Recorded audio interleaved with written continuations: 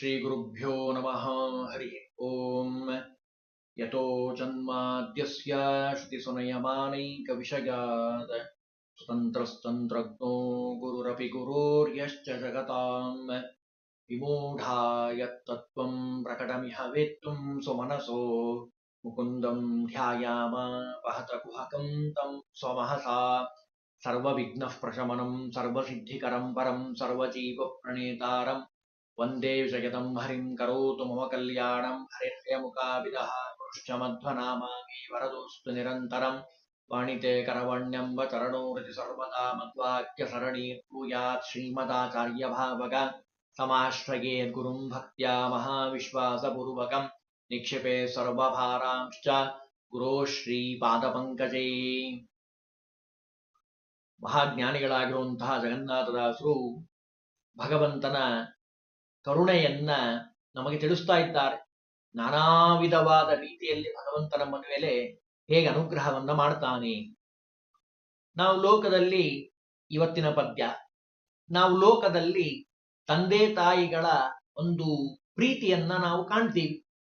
ತಂದೆ ತಾಯಿಗಳೇನ್ ಮಾಡ್ತಾರೆ, ಮಕ್ಕಳನ್ನ ಬಹಳ ಪ್ರೀತಿಯಿಂದ ಪಾಲನೆ ಪೋಷಣೆ ಮಾಡ್ತಾರೆ. ಯಾವುದೇ ರೋಗಾದಿಗಳು ಬಂದಂತಹ ಸಂದರ್ಭ ಆಗಿರಬಹುದು, ಅಥವಾ ಮಗು ಹೆದರಿರುವಂತಹ ಸಂದರ್ಭ ಆಗಿರಬಹುದು, ಮಗು ಭಯಪಟ್ಟಿರುವಂತಹ ಸಂದರ್ಭ ಆಗಿರಬಹುದು, ಮಗುವಿಗೆ ಬೇಕಾಗಿರುವಂತಹ ಆಹಾರ ಪದಾರ್ಥಗಳು ಬಟ್ಟೆ ಆಗಿರಬಹುದು, ಆ ಮಗುವಿಗೆ ಬೇಕಾಗಿರುವಂತಹ ಶಾಲೆಗೆ ಬೇಕಾಗಿರುವಂತಹ ಪದಾರ್ಥಗಳಾಗಿರಬಹುದು, ಯಾವುದೇ ಆಗಿರಬಹುದು, ಆ ಮಗುವನ್ನ ಎಲ್ಲಾ ರೀತಿಯಿಂದ ಹಿಂದೆ ಮುಂದೆ ಮೇಲೆ ಕೆಳಗೆ ಎಲ್ಲಾ ಕಡೆ ನಿಂತು ಆ ಮಗುವನ್ನ ಹೇಗೆ ರಕ್ಷಣೆ ಮಾಡೋದನ್ನ ನಾವು ಲೋಕದಲ್ಲಿ ಕಾಣ್ತೀವೋ, ಆ ರೀತಿಯಾಗಿ ಭಗವಂತ ನಮ್ಮನ್ನ ರಕ್ಷಣೆ ಮಾಡ್ತಾನೆ. ಆ ತಂದೆ ತಾಯಿಗಳ ಒಳಗೂ ಇದ್ದು ರಕ್ಷಣೆ ಮಾಡ್ತಾನೆ. ಅದನ್ನಿಲ್ಲಿ ಹೇಳ್ತಾರೆ, ತಂದೆ ತಾಯಿಗಳು ತಮ್ಮ ಶಿಶುವಿಗೆ ಬಂದ ಭಯಗಳ ಪರಿಹರಿಸಿ ನಿಜ ಮಂದಿರದಿ ಬೇಡಿದುದತ್ತಾನಿಂದ ಆಧರಿಸುವಂತದಲ್ಲಿ. ಮಗು ಕೇಳುತ್ತೆ, ನನಗದು ಬೇಕು, ನನಗಿದು ಬೇಕು ಅಂತ. ಆಗ ತಂದೆ ತಾಯಿಗಳೇನ್ ಮಾಡ್ತಾರೆ, ಆ ಮಗು ಕೇಳಿದ್ದನ್ನ ಕೊಡ್ತಾರೆ.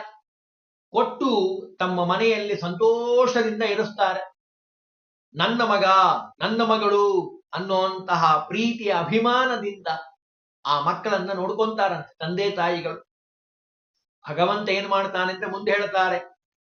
ಈ ರೀತಿ ನಾವು ಲೋಕದಲ್ಲಿ ಕಾಣ್ತೀವಿ. ಈ ತಂದೆ ತಾಯಿ ಈ ಒಂದು ಜನ್ಮದಲ್ಲಿ ಮಾತ್ರ. ಆದರೆ ಭಗವಂತ ಹಾಗಲ್ಲ. ಹಿಂದೆ ಮುಂದೆಡ ಬಲದಿ ಒಳ ಹೊರಗಿಂದಿರೇಶನು ತನ್ನವನೆಂದು ಸಲಹುವ ನಾಗಸದವೋ ಲೆತ್ತ ನೋಡಿದರು. ಬಹಳ ಸುಂದರವಾದ ಪದ್ಯಗಳು. ಒಂದೊಂದು ಪದ್ಯವನ್ನು 10 ಸಾರಿ ಹೇಳಬೇಕು, ಅಷ್ಟು ಅರ್ಥಗರ್ಭಿತವಾಗಿರುವಂಥದ್ದು. ನಾವು ಲೋಕದಲ್ಲಿ ತಂದೆ ತಾಯಿಗಳು ತಮ್ಮ ಶಿಶುವಿಗೆ, ಮಕ್ಕಳಿಗೆ ಬಂದಿರುವಂತಹ ಎಲ್ಲ ಭಯಗಳನ್ನ ಪರಿಹಾರ ಮಾಡಿ ಆಟ ಆಡಕ್ ಹೋಗಿರ್ತಾರೆ. ಸಾಮಾನ್ಯದಲ್ಲಿ ಲೋಕದ ಉದಾಹರಣೆ ಹೇಳಿದ್ರೆ ಚೆನ್ನಾಗಿ ಗೊತ್ತಾಗತ್ತೆ. ಏನೋ ಭಯ ಆಗ್ತಾ ಇರತ್ತೆ. ಆ ಕೂಸು ಬಂದು ಹೇಳತ್ ಮಗನ್ ಅಮ್ಮನ್ ಮುಂದೆ, ನನಗೆ ಹಿಂಗಾಗ್ತಾ ಇದೆ, ಹೌದಾ, ನಾನು ನಾಳೆ ಬರ್ತೀನಿ ಅಂತ ಹೇಳಿ ಆ ತಾಯಿ ಹೋಗಿ ಸಮಾಧಾನ ಮಾಡಿ ಆ ಮಗುವಿಗೆ ಆಟ ಆಡ್ಲಿಕ್ಕೇನು ಬೇಕು ಎಲ್ಲ ವ್ಯವಸ್ಥೆ ಮಾಡಿ ಬರ್ತಾಳೆ. ಇನ್ನೇನು ಭಯ ಇಲ್ಲಲ್ಲ, ಚೆನ್ನಾಗಿ ಆಟ ಆಡ್ಬೋದಲ್ಲ ಅಂತ ಹೇಳಿ ಸಮಾಧಾನ ಮಾಡಿಸ್ತಾಳೆ, ಊಟ ಮಾಡಿಸ್ತಾಳೆ, ಮಲಗಿಸ್ತಾಳೆ, ಎಲ್ಲ ಮಾಡ್ತಾಳೆ. ಇದನ್ನ ನಾವು ಲೋಕದಲ್ಲಿ ಕಾಣ್ತೀವಿ. ಇದು ಹೊರಗಿಂದ ಮಾಡುವಂಥದ್ದು ಬರೇ. ಆದರೆ ನಮ್ಮ ಭಗವಂತ ಇದ್ದಾನಲ್ಲ, ಭಗವಂತ ಹೇಗೆ ರಕ್ಷಣೆ ಮಾಡ್ತಾನೆ, ಹಿಂದೆ ಮುಂದೆಡ ಬಲದಿ. ಹಿಂದೆ ಹಿಂದೆ ಅಂದ್ರೆ ಏನು, ನಮ್ ಹಿಂದೆ ಅಂತ ಅಷ್ಟೇ ಅಲ್ಲ ಅರ್ಥ, ಅದು ಒಂದರ್ಥ.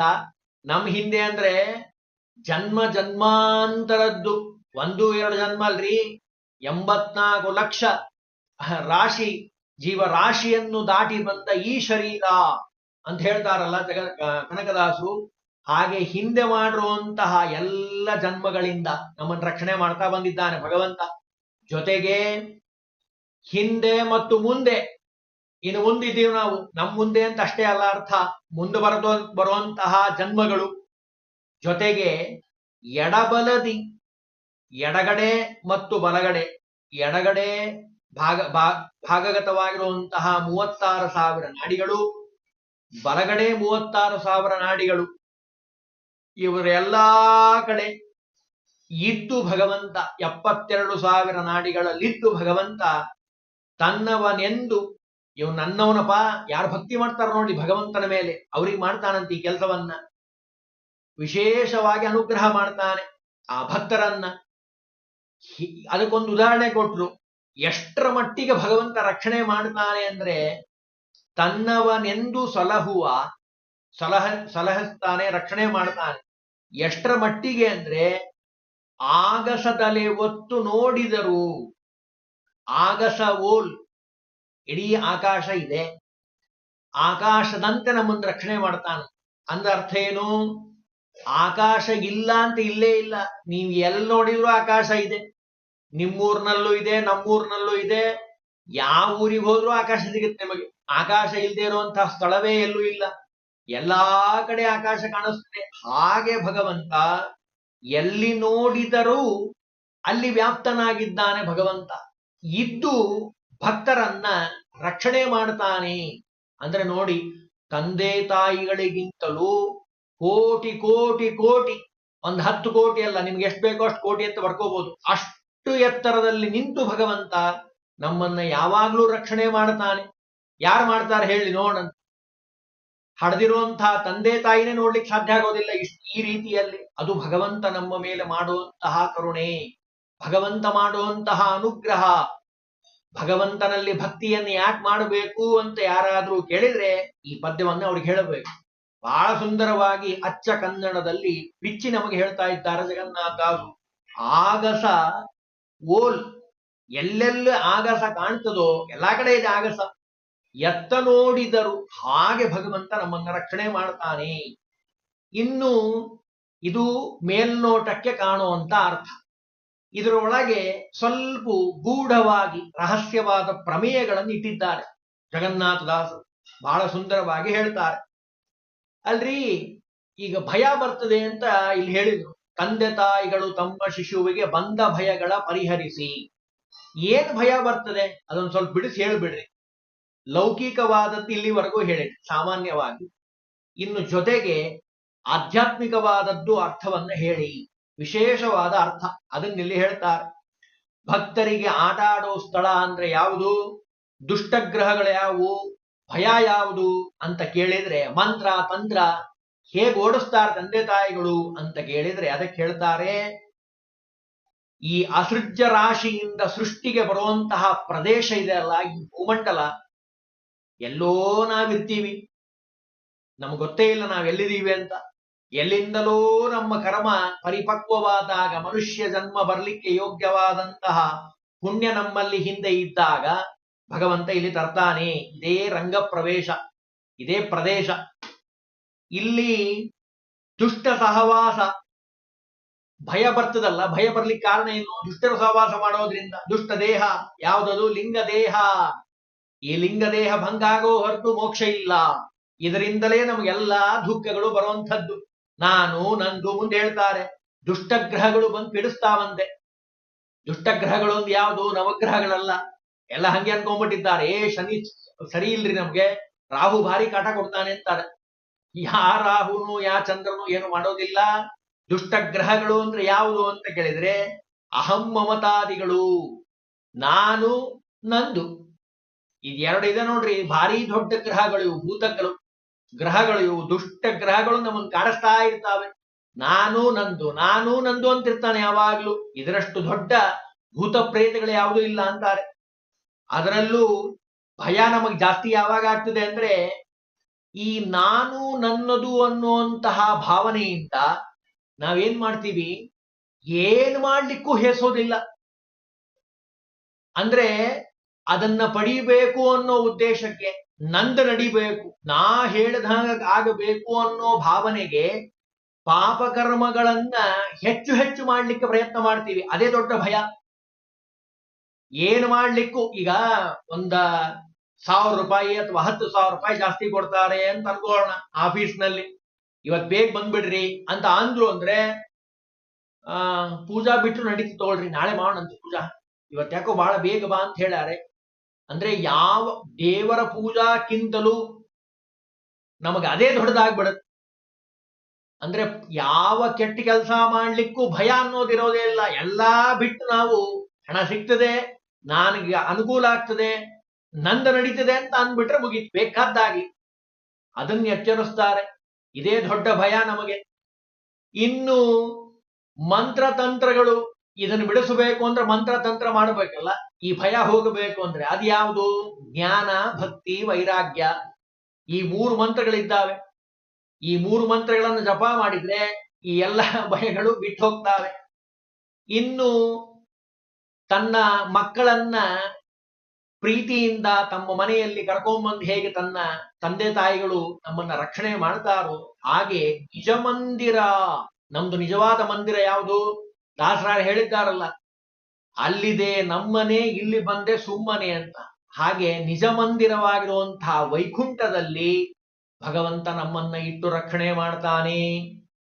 ಅಂದ್ರೆ ಈ ಶ್ಲೋಕದ ಪೂರ್ಣ ಒಂದು ಸರಳವಾದ ತಾತ್ಪರ್ಯ ನೋಡೋದಾದ್ರೆ, ಅಸೃಜ್ಯವಾದ ಸೃಷ್ಟಿಯಿಂದ ಸೃಷ್ಟಿಗೆ ಬಂದು ದುಷ್ಟಗ್ರಹಗಳ ಸಂಪರ್ಕದಿಂದ ಲಿಂಗದೇಹ ಬಂದು ಅಹಂ ಮಮತಾದಿಗಳಲ್ಲಿ ಮುಳುಗಿ ಮುಳುಗಿ ಎದ್ದು ನಾನು ನಂದು, ಮಾತೆತ್ತಿದ್ರೆ ನಾನು ನಂದು, ಅದಂತೂ ನಮ್ಮನ್ನ ನರಕಕ್ಕೆ ಕರೆದುಕೊಂಡು ಹೋಗುವಂಥದ್ದು.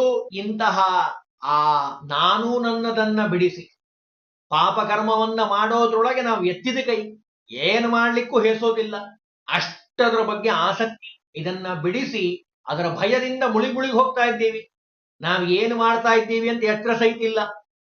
ನಾನು ಅದಕ್ಕೆ ಬಹಳ ಸರಿ ಹೇಳ್ತಿರ್ತೀನಿ, ಎಲ್ಲರೂ 2 ಪ್ರಶ್ನೆಗಳಿಗೆ ಉತ್ತರವನ್ನ ತಿಳ್ಕೊಳ್ಬೇಕು ಜೀವನದಲ್ಲಿ. ಇವೆರಡು ಪ್ರಶ್ನೆ ಅತ್ಯಂತ ಅವಶ್ಯಕ. ಎಲ್ಲರೂ ತಮ್ಮನ್ನ ತಾವು ಕೇಳ್ಕೊಂಡ್ರೆ ಸಾಕು. ಇವೆರಡು ಪ್ರಶ್ನೆಗೆ ಉತ್ತರ ಬರಲೇಬೇಕು, ಅಂದ್ರೆ ಅವನು ಸಾಧನೆ ಮಾಡ್ತಾನೆ. ಮೊದಲನೇದ್ದು ನಾನ್ ಯಾರು, ಈ ಪ್ರಶ್ನೆಗೆ ಉತ್ತರ ಬೇಕೇ ಬೇಕು. ನಾನ್ ಯಾರು. ಎರಡನೇದಾಗಿ ನನ್ನ ಕರ್ತವ್ಯ ಏನು. ಇವು 2 ಪ್ರಶ್ನೆಗಳಿಗೆ ಉತ್ತರ ಬಹಳ ಜನಕ್ಕೆ ಗೊತ್ತಿಲ್ಲ. ನಾವ್ ಯಾರು ಅಂತ ಗೊತ್ತಿಲ್ಲ, ನಮ್ ಕರ್ತವ್ಯಗಳೇನು ಅನ್ನೋದು ಗೊತ್ತಿಲ್ಲ. ಹಾಗಾಗಿ ಏನಾಗ್ತಾ ಇದೆ, ಈ ಸಂಸಾರ ಸಾಗರದಲ್ಲಿ ಮುಳುಗಿ ಮುಳುಗಿ ಮುಳುಗಿ ಹೇಳ್ತಾ ಇದ್ದಾರೆ, ಒಬ್ರಿಗಿಂತ ಒಬ್ರು ಮುಳುಗ್ತಾ ಇದ್ದೀವಿ ಅನ್ನುವಂಥ ಜ್ಞಾನ ಸಹಿತ ಅವರಲ್ಲಿ ಇಲ್ಲ. ಯಾಕೆ ಮುಳುಗಿ ಹೋಗ್ಬಿಟ್ಟಾರಲ್ಲ. ಅದಕ್ಕೆ ಗುರುಗಳ ಅನುಗ್ರಹದಿಂದ ಈ ಭಯವನ್ನ ಬಿಡಿಸಿ ವಿಶೇಷವಾಗಿ ಆ ವೈಕುಂಠದಲ್ಲಿ ಇಡೋ ಹಾಗೆ ಭಗವಂತ ಜ್ಞಾನ ಭಕ್ತಿ ವೈರಾಗ್ಯವನ್ನ ಕೊಟ್ಟು ಅವರನ್ನ ಅನುಗ್ರಹ ಮಾಡ್ತಾನಂತೆ. ಭಕ್ತರು ಯಾರಿದ್ದಾರೋ ಅವರಿಗೆ ಸ್ವರೂಪಭೂತವಾದ ಯೋಗ್ಯತವಾಗಿರುವಂತಹ ಸುಖವನ್ನ ಕೊಟ್ಟು ಸಂರಕ್ಷಣೆ ಮಾಡ್ತಾನೆ. ಹಿಂದೆ ಮುಂದೆ ಎಡಗಡೆ ಬಲಗಡೆ ಒಳಗೆ ಹೊರಗೆ ನಿಂತು ಎಲ್ಲಾ ಕಾಲದಲ್ಲಿ ಭಗವಂತ ರಕ್ಷಣೆ ಮಾಡ್ತಾನೆ ಅಂತಾರೆ ಜಗನ್ನಾಥದಾಸರು. ಇನ್ನು ಮುಂದೆ ಹೇಳ್ತಾರೆ, ಒಡಲ ನೆರಳಂದದಲ್ಲಿ ಹರಿ ನಮ್ಮೊಡನೆ ತಿರುಗುವ, ಒಂದ ರಕ್ಷಣ ಬಿಡದೆ ಬೆಂಬಲನಾಗಿ ಭಕ್ತ ದೀನನೆಂದೆನಿಸಿ, ತಡೆವ ದುರಿತೌಘಗಳ ಕಾಮದ ಕೊಡುವ ಸಕಲೇಷ್ಟಗಳ ಸಂತತ, ನಡೆವ ನಮ್ಮಂದದಲ್ಲಿ ನವಸು ವಿಶೇಷ ಸನ್ಮಹಿಮಾ. ನಾವು ದಾರಿಯಲ್ಲಿ ಹೋಗ್ತಾ ಇರ್ತೀವಿ. ದಾರಿಯಲ್ಲಿ ಹೋಗ್ಬೇಕಾದ್ರೆ ಬಹಳ ಅನ್ಕೊಂಡಿದ್ದಂತ ಒಬ್ಬ ವ್ಯಕ್ತಿ ಲೋಕದಲ್ಲಿ, ನನ್ನ ಹಿಂದೆ ಬಹಳ ಜನ ಇದ್ದಾರ್ರೀ, ನಾನು ಹೇಳಿದ್ರೆ ಏನ್ ಬೇಕಾರಾಗತ್ತೆ ಅನ್ನುವಂತಹ ಒಂದು ಅಹಂಕಾರ. ನನ್ನ ಮಾತು ನಡೀತದೆ, ನಾನ್ ಬಿಟ್ರೆ ಯಾರು ಇಲ್ಲ. ಆಗ ಆಯ್ತಪ್ಪ, ಹಂಗಿದ್ರೆ ನಡಿ ಒಂದ್ ಯಾತ್ರೆಗೆ ಹೋಗೋಣ ಅಂತ ಹೊರಟ್ರಂತೆ. ಅವನು ಮುಂದೆ ಹೊರಟ್ರೆ ಒಂದ್ 10 ನಿಮಿಷ ಆಯ್ತು, ಮುಂದೆ ಹೋಗ್ತಾ ಇದ್ದಾನೆ. ಹಿಂದೆ ನೋಡ್ತಾನೆ, ಯಾರು ಜನ ಇಲ್ಲೇ. ಮತ್ತಿರೋದೇನು? ಒಂದೇ ನೆರಳು. ಅವನ ನೆರಳು ಬಿಟ್ರೆ ಅವನ ಮನಸ್ಸಿನಲ್ಲಿಟ್ಟು ನಾ ಹೇಳಿದ್ರೆ ಎಲ್ಲರೂ ಬಂದ್ಬಿಡ್ತಾರೆ. ಅದಕ್ಕೆ ಜಗನ್ನಾಥ ದಾಸ್ ಹೇಳಿದ್ರು, ನೀ ಮುಂದೆ ಹೋಗಬೇಕಾದ್ರೆ ಒಡಲ ನೆರಳಂದದಲ್ಲಿ, ಮುಂದೆ ಹೊರಟಂತಹ ಸಂದರ್ಭದಲ್ಲಿ ನೆರಳು ಹೇಗೆ ನಿನ್ ಹಿಂದಿಂದೆ ಬರ್ತದೋ, ನೆರಳೆಲ್ಲೂ ಹೋಗೋದಿಲ್ಲ, ಬೇರೆ ಯಾರನ್ನೂ ಬೆನ್ನು ಹತ್ತೋದಿಲ್ಲ. ನಿಮ್ಮ ನೆರಳು ನಿಮ್ಮನ್ನೇ ಹೇಗೆ ನೆರಳು ಹಿಂದೆ ಬರ್ತದೋ ಹಾಗೆ ನೆರಳಿನಂತೆ ಭಗವಂತ ಭಕ್ತರನ್ನ ಯಾವಾಗ್ಲೂ ರಕ್ಷಣೆ ಮಾಡ್ತಾನೆ. ಪ್ರಹ್ಲಾದರಾಜರ ಉದಾಹರಣೆಯನ್ನ ತೆಗೆದುಕೊಳ್ಳಬಹುದು. ನೆರಳಿನಂತೆ ಭಗವಂತ ಅವರನ್ನು ಕಾಯ್ತಾ ಇದ್ದಾನೆ. ಒಂದ ರಕ್ಷಣ, ಒಂದ್ ಕ್ಷಣ ಬಿಡೋದಿಲ್ಲಂತೆ. ಬೆಂಬಲನಾಗಿ ಭಕ್ತ ದೀನನೆಂದೆನಿಸಿ, ಆ ಮೊಸಳೆ ಕಾಲ್ ಹಿಡಿದಂತ ಸಂದರ್ಭದಲ್ಲಿ ಗಜೇಂದ್ರ ಆದಿಮೂಲ ಅಂತ ಕರೆದ. ಕರೆದುಕೊಳ್ಳೆ ಭಗವಂತ ಓಡೋಡಿ ಬಂದ. ಮದಕರಿ ಮಡುವಿನೋಳುವ ಕರಿ ಬಾಧೆಗೆ ಸಿಲುಕಿ ಪದುಮಾಕ್ಷ ಪದುಮೇಶ ಪದುಮನಾಭ ಪದುಮ ಸಂಭವನಯ್ಯ ಪಾಹಿ ಪಾಹಿ ಎನ್ನಲು ಒದಗಿ ರಕ್ಷಿಸಿದೆ ತವ ದಯವೋ ಸಾಧನವೋ ನಿದಯಾ ಪರನೋ ನಿನ್ನವರ ಸಾಧನವೋ. ಭಗವಂತ ಆ ನೆರಳಿನಂತೆ ಯಾವಾಗಲೂ ನಮ್ಮ ಹಿಂದೆ ಹಿಂದೆ ಹಿಂದೆ ಇದ್ದು ನಮಗೇನೂ ಯಾವ ರೀತಿಯಲ್ಲೂ ತೊಂದರೆ ಆಗದೇ ಇರೋ ರೀತಿ ರಕ್ಷಣೆಯನ್ನ ಮಾಡ್ತಾನೆ. ಭಕ್ತಾಧೀನ ಅಂತ ಅನಿಸ್ಕೊಂಡಿದ್ದಾನೆ. ಮೊನ್ನೆ ನಾವೆಲ್ಲ ಕೇಳಿದ್ದೀವಿ, ಆ ಪುಂಡಲೀಕನಿಗೋಸ್ಕರವಾಗಿ ವೈಕುಂಠದಿಂದ ಓಡು ಬಂದ. ಪುಂಡಲೀಕ ಮಾಡ್ತಿದ್ದು ತನ್ನ ತಂದೆ ತಾಯಿ ಸೇವೆ. ಆ ಭಕ್ತಿಯನ್ನ ನೋಡಿ ಓಡೋಡಿ ಬಂದಿದ್ದಾನೆ ಸರಸ್ವತ್ ಆ ಲಕ್ಷ್ಮೀಪತಿಯಾಗಿರುವಂತಹ ಭಗವಂತ. ಹೀಗೆ ಒಂದು ಅನುಗ್ರಹ ಮಾಡ್ತಾನೆ ನೆರಳಿನಂತೆ, ಜೊತೆಗೆ ತಡೆವ ದುರಿತೌಘಗಳ ಅವನಿಗೆ ಬರುವಂತಹ ಭಕ್ತನಿಗೆ ಬರುವಂತಹ ಎಲ್ಲಾ ಪ್ರತಿಬಂಧಕಗಳನ್ನ ಸಾಧನೆ ಮಾಡಬೇಕು ಅಂತ ಪಾಪ ಕೆಲವರಿಗೆ ಆಸೆ ಇರ್ತದೆ. ಆದರೆ ಅವರಿಗೆ ಅನುಕೂಲತೆ ಇರಲ್ಲ. ಅದು ಆರ್ಥಿಕ ಅನುಕೂಲ ಆಗಿರಬಹುದು, ಅಥವಾ ಸಾಮಾಜಿಕವಾದ ಅನುಕೂಲತೆ ಆಗಿರಬಹುದು, ಕುಟುಂಬದ ಅನುಕೂಲತೆ ಆಗಿರಬಹುದು. ಇವ್ರು ಗಂಡ ಪಾಪ ಮಾಡಬೇಕು ಅಂತಾನೆ ಹೆಂಡತಿ ಮಕ್ಕಳು ಸಹಕಾರ ಕೊಡೋದಿಲ್ಲ, ಅಥವಾ ಹೆಂಡತಿ ಮಾಡಬೇಕು ಅಂತಾಳೆ ಗಂಡ ಮಕ್ಕಳು ಸಹಕಾರ ಕೊಡೋದಿಲ್ಲ. ಬೇಕಾದಷ್ಟು ಜನ ನಾವು ಲೋಕದಲ್ಲಿ ಕಾಣ್ತೀವಿ. ಅಂತಹ ಪ್ರತಿಬಂಧಕಗಳು ಅಂತ ಏನಿದ್ದಾವಲ್ಲ, ನೀರು ಪೂಜಾ ಮಾಡಬೇಕು ಅಂತ ಹೊರಡ್ತಾನೆ, ಅವತ್ ನೀರು ಬರೋದೇ ಇಲ್ಲ.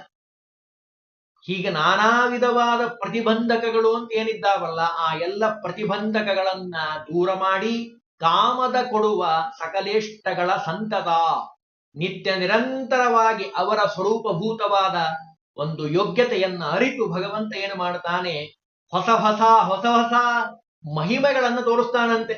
ನಡೆವ ನಂಬಂಧದಲ್ಲಿ ನವಸುವಿಶೇಷ ಸನ್ಮಹಿಮಾ. ಭಗವಂತ ಅಷ್ಟು ಅವರಿಗೆ ಅನುಗ್ರಹವನ್ನ ಮಾಡ್ತಾನೆ. ಇನ್ನು ಇದರ ಜೊತೆಗೆ ಇನ್ನೂ ಬಹಳಷ್ಟು ಮಹಿಮೆ ಇದೆ. ಅದನ್ನು ನಾಳನೇ ದಿವಸ ಹೇಳಲಿಕ್ಕೆ ಪ್ರಯತ್ನವನ್ನು ಮಾಡೋಣ.